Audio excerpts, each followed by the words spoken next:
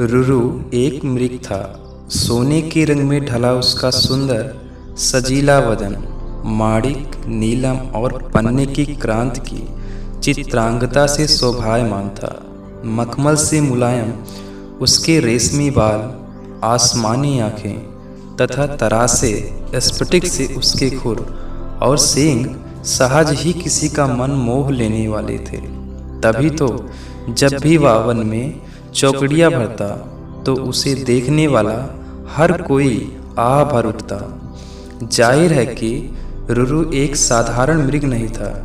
उसकी अप्रतिम सुंदरता उसकी विशेषता थी, लेकिन उससे भी बड़ी उसकी विशेषता यह थी कि वह विवेकशील था और मनुष्य की तरह बातचीत करने में भी समर्थ था।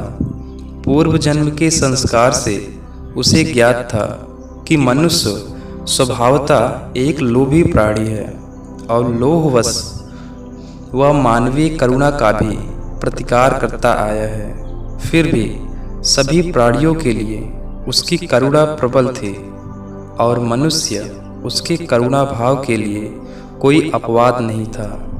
यही करुणा रुरु की सबसे बड़ी विशिष्टता थी। एक दिन रुरु जब वन में स्वच्छंद विहार कर रहा था तो उसे किसी मनुष्य की चीत्कार सुनाई दी।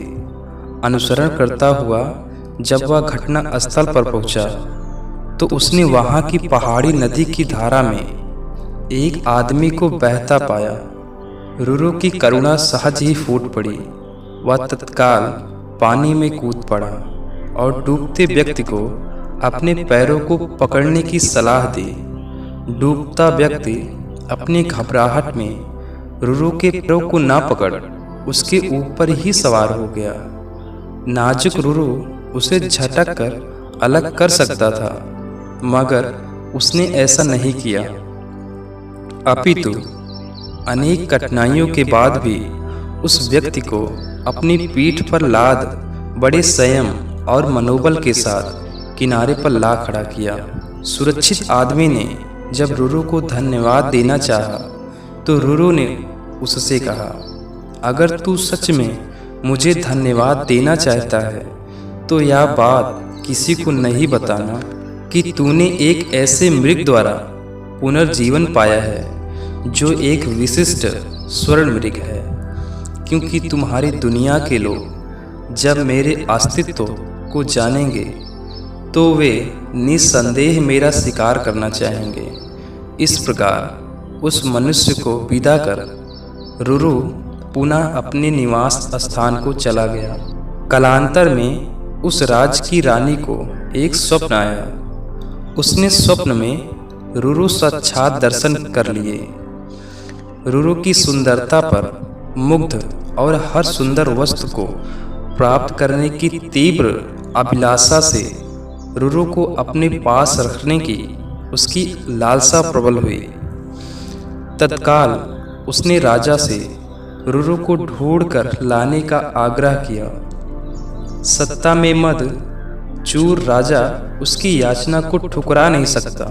उसने नगर में ढिंढोरा पिटवा दिया कि जो कोई भी रानी द्वारा कल्पित मृग को ढूंढने में सहायक होगा उसे वह एक गांव तथा 10 सुंदर युवतियां पुरस्कार में देगा। राजा के ढिढोरे की आवाज उस व्यक्ति ने भी सुनी जिसे रुरु ने बचाया था। उस व्यक्ति को रुरु का निवास स्थान मालूम था।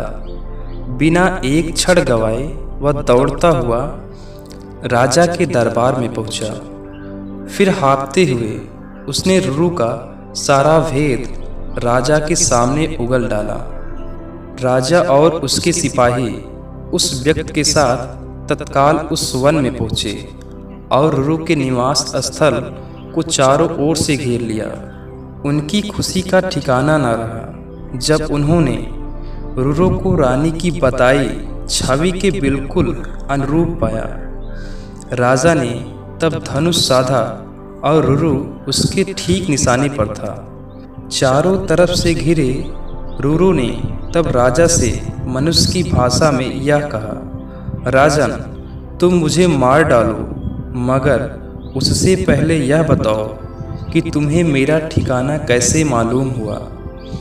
उत्तर में राजा ने अपने तीर को घुमाते हुए उस व्यक्ति के सामने रोक दिया जिसकी जान रुरु ने बचाई थी। रुरु के मुख से तभी यह वाक्य निकल पड़ा, निकाल लो लकड़ी के कुंदे को पानी से, ना निकालना कभी एक अकृतज्ञ इंसान को। राजा ने जब रुरु से उसके संवाद का आशय पूछा तो रुरु ने राजा को उस व्यक्ति के डूबने और बचाने की पूरी कहानी कह सुनाई। रुरु की करुणा ने राजा की करुणा को भी जगा दिया। उस व्यक्ति की कृतज्ञता पर उसे रोष भी आया। राजा ने उसी तीर से जब उस व्यक्ति का संहार करना चाहा तो करुणावतार मृग ने उस व्यक्ति का वध न करने की प्रार्थना की।